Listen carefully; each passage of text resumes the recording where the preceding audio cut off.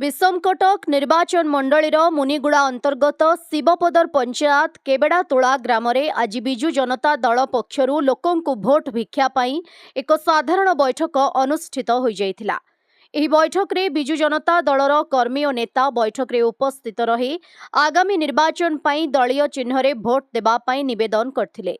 एही कार्यक्रम रे बिजु कल्याण उपदेष्टा सुधीर कुमार दास और मुनिगुड़ा बिजु जनता दलर सभापति रत्नलाल जैन और रायगड़ा जिला साधारण संपादक पूर्णचंद्र गैड, रायगड़ा जिला युव बिजु जनता दलर उपसभापति पिंकू पात्र, मुनिगुड़ा बीजेडी संगठक वृंदावन पाढ़ी, शकुंतला नुंड्रुका, मुनिगुड़ा युव बिजु जनता दलर सभापति सीमांचल दास, शिवपदर पंचायत सरपंच प्रकाश करसिका, ब्लॉक युव साधारण संपादक जगन्नाथ राव, पत्रगुड़ा पूर्वतन सरपंच सुंदर सिक्का, मधुसूदन बेहेरा, प्रताप साहुकार, रामृति अंबाड़ी एही कार्यक्रम रे योगदान करी आज बीजेडी 24 वर्ष सुसफल शासन और लोकंक जनहित योजना सफलता लोकंक पई पहुंचीथिबा और एथर पुणी जोड़ी संघ सांसद प्रार्थी कैसल्या हिक्का और विधानसभा प्रार्थी श्रीजुक्त जगन्नाथ सरकार को विफल भोट दे जययुक्त करबा पई श्री गौड़ निवेदन करिसेंती।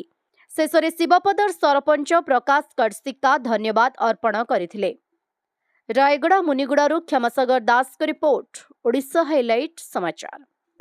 जिला बिजु जनता दल साधारण संपादक देखो बिजु जनता दल निर्वाचन आइले प्रस्तुत रोने निर्वाचन पूर्व आम भी प्रस्तुत थिलु, निर्वाचन पाई मध्य प्रस्तुत अच्छु।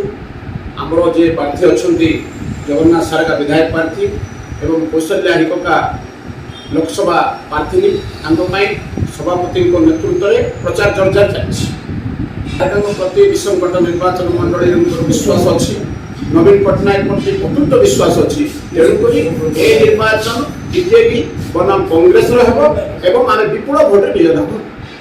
जगन्नाथ सरकार जड़े निष्ठापर परोपकारी जनहितकार काम कर आगामी दिन में आउ काम कर मुनिगुड़ा जहाँ भी विकास होती 10 वर्ष तेणुक निर्वाचन में जोड़ी संख बाजिब कौशल्या हिका सांसद एवं जगन्नाथ सारका विधायक भाव में बहु भोट निर्वाचित है।